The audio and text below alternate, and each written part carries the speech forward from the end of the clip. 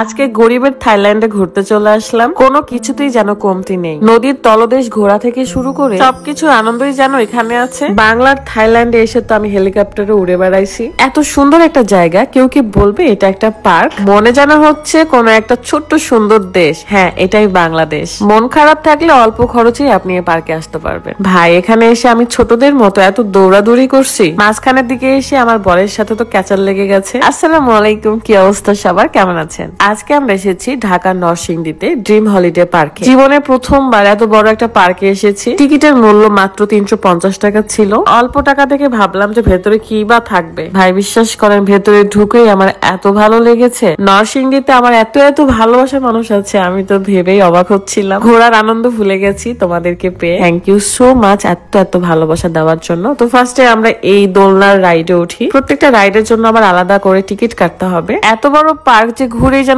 শেষ করতে পারছিলাম না। সুন্দর সুন্দর ভাস্কর্য দেখে তো দাঁড়িয়ে পড়ছিলাম। এটা পুরা শিকল দিয়ে তৈরি। বাংলাদেশে এত সুন্দর সুন্দর জায়গা আছে যারা আমরা ঘুরি না, জানি না। তারা কিন্তু বুঝতেই পারি না যে আমাদের দেশটা কত সুন্দর। যতই বিদেশে যান না কেন, বিদেশে গেলেও বাংলাদেশকে কিন্তু ভীষণ মিস করবেন। ভূতের বাড়িতে আমরা সন্ধ্যার পরে যাব, কারণ ওখানে সন্ধ্যার পরেই মজা হবে। দেন আমরা রোলার কোস্টারে চলে আসি। এটা আমার বরাবরই ভালো লাগে। ভাই, ঘুরতে তো তখনই ভালো লাগবে যখন নিজের স্কিনটা একদম চকচকে ঝকঝকে থাকবে, তাই না? আমার মন খারাপ মন ভালো তো নির্ভর করে মাঝে মাঝে যে স্কিনটা কেমন আছে। যাই হোক না কেন, এই পার্কে আমি আবারও যেতে চাই। সকালে গিয়ে রাত্রে বের হতে চাই। তবে রুকাইয়াকে ভীষণ মিস করছিলাম। রুকাইয়া আসলে অনেক খুশি হতো। এখন যাব আমরা হেলিকপ্টারে। আমি তো মনে করছি এই হেলিকপ্টার মেবি উড়ে বেড়াবে, পরে দেখি না, চাকা আছে।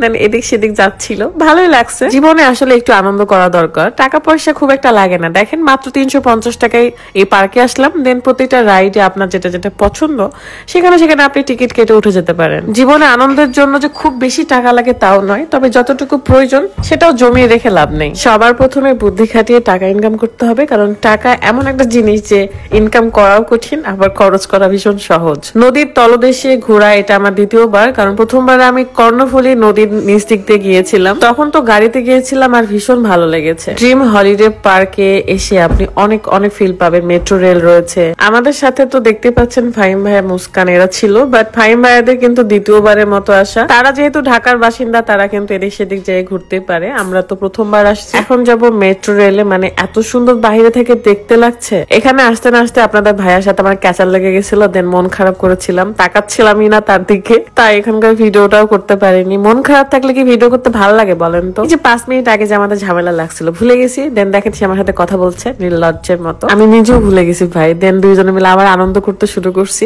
একসাথে থাকলে ঠোকাঠুকি রাগারাগি একটু হবে, তবে এগুলোকে ইস্যু করা যাবে না। দেখবেন যেসব সম্পর্কে ফাটল ধরে কিংবা যেসব সম্পর্ক ছেড়ে মানুষ চলে যেতে চায়, তারা একটা জিনিস ফলো করে, সেটা হলো সমস্যাগুলোকে অজুহাত বানায়। এখানে রাত ট্রাফিক পুলিশের একটা অভিনয় করতেছিল। প্রতিটা জায়গায় একটু একটু করে ভিডিও নেওয়ার ট্রাই করছি, বাট এতটাও পারি নাই। আনন্দ করব নাকি ভিডিও করব? আমি তো মনে করি আগে আনন্দ করব, তারপর যত ভিডিও। এই তো আজকের এই মজার মজার ভিডিওটা শেষ করতে যাচ্ছি। সবাই ভালো থাকবেন, সুস্থ থাকবেন। ভূতের বাড়িতে কিন্তু অবশ্যই যাবেন, মিস করবেন না। আল্লাহ হাফেজ, আসসালামু আলাইকুম।